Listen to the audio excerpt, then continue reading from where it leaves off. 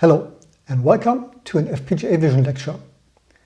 I am Marco Winska from the Bonn-Rhein-Sieg University in Germany, and this is the start of a lecture about machine learning on FPGAs. Machine learning is a very interesting and current topic, and FPGAs are well suited to perform machine learning with high computing power. So we will look at that. And this will cover some videos over the next weeks and will extend into the next year. We will start in this video with an introduction and an overview about important definitions, important terms. We do not cover complete theory of machine learning. That would be far too much for this lecture, but there are other lectures available and there are excellent books where you can get more information. We just give you an overview so that you can understand how to implement a machine learning algorithm on an FPGA. So this video gives the foundation, and then we have an example for color detection in videos, which is a very good introductory example and shows a lot of the development and implementation principles. So this will be available in the next weeks. So September, October 2020. For next year, 2021, there will be more videos about more advanced, more complex implementations like pattern recognition. We're working on that with students' projects, so this will take some time, but will come next year. So stay tuned.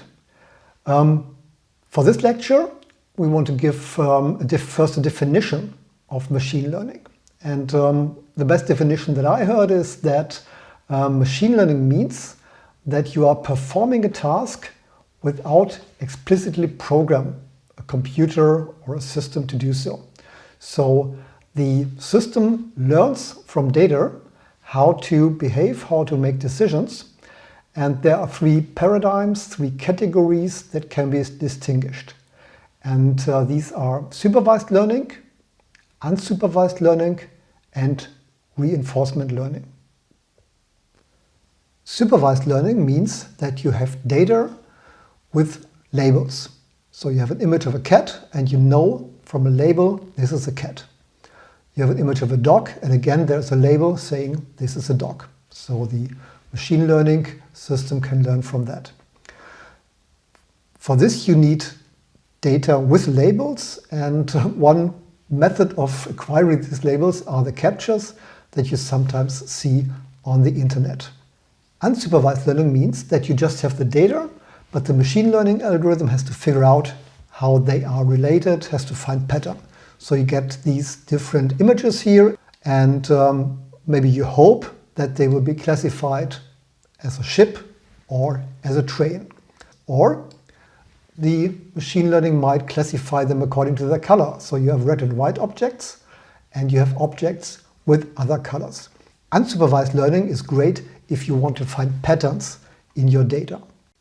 Reinforcement learning is applied if you have a result of your decision. So playing a game, playing Go means that you win or you lose. If you win, your machine learning algorithm was good, you can keep it or improve it. If you lose, your strategy was not so good, so you discard it. Different implementations are possible for a machine learning algorithm, and a very popular one, a very successful one at the moment, are neural networks, and they are based on neurons. They resemble the structure of a biological neuron cell, and they work in a way that they have several inputs, so x1 to xn, plus a constant input, which is always 1. This is the bias. And these inputs are multiplied with a certain factor, theta, and added together. The sum of these factors, the weighted sum of these factors, is the value z. The result of that addition is given to an activation function, which again resembles the biological cell.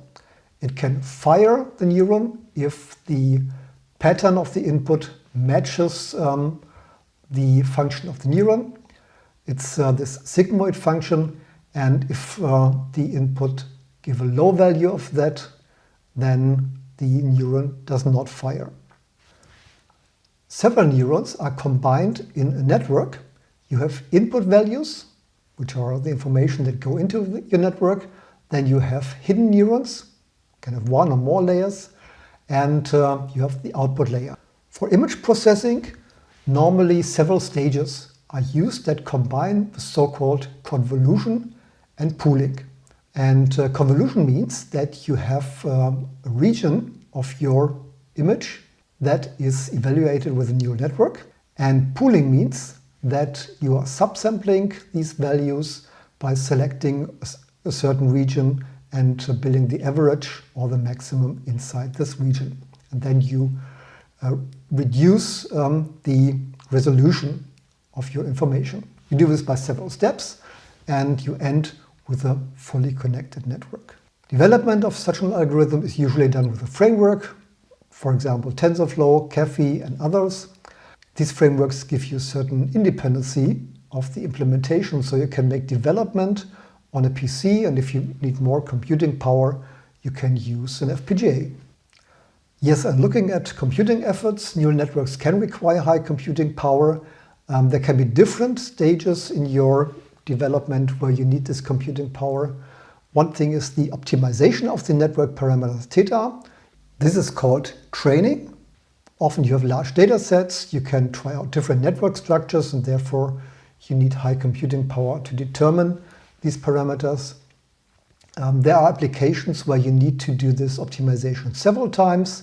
For example, recommender systems. If you have a bookstore and you want to recommend things like, if you like this book, you also like that book, then you always get new data. You get new products and you get new information about people who selected certain products. And you can have high computing effort because you have a high data rate for the input signals, and this is often the case for video processing. So you have a lot of data, there's a lot of information in a video signal, and therefore you might need high computing power. How do you achieve that? There are several options for implementation. In your computer you have a CPU, which is very flexible, but has limited computing power. More computing power you have in your graphics card because there are parallel units, so this can be used to optimize processing. An FPGA has even more computing power because you implement the machine learning algorithm as a hardware. We will see this in the next videos. And extreme computing power can be achieved by using specialized ASICs. These are in development, these are available, but only to a limited number of developers and to a very high price. So these might not be a good choice for your availability.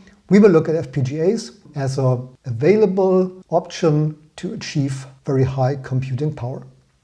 In the next video, we will look at an application and develop parameters for a neural network with Octave.